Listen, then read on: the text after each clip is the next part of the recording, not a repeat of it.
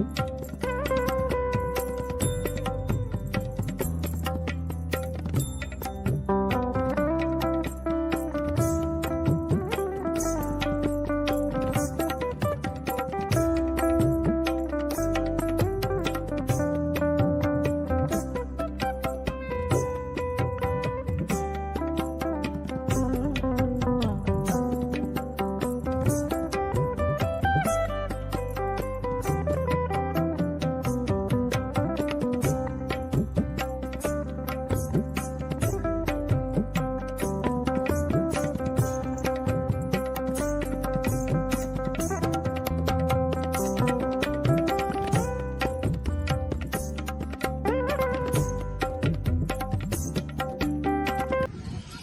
రామలింగేశ్వర స్వామి దేవస్థానం శ్రీరామసాగర్ project vice చైర్మన్గా నేను మాట్లాడుతున్నాను. ఎనిమిది పోచంపల్లి నుంచి.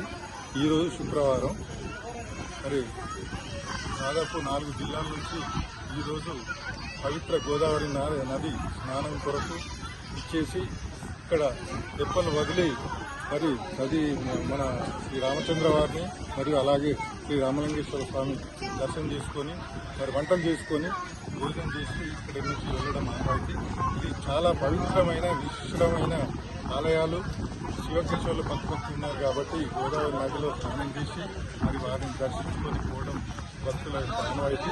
ఇక్కడికి దాదాపు చాలామంది 4 జిల్లాల నుంచి భక్తులు ఇచ్చేసి మరి తెప్పలు వదిలి ఇక్కడ వంటలు చేసుకొని భోజనం చేసి పోవడం ఆనవాయితీ.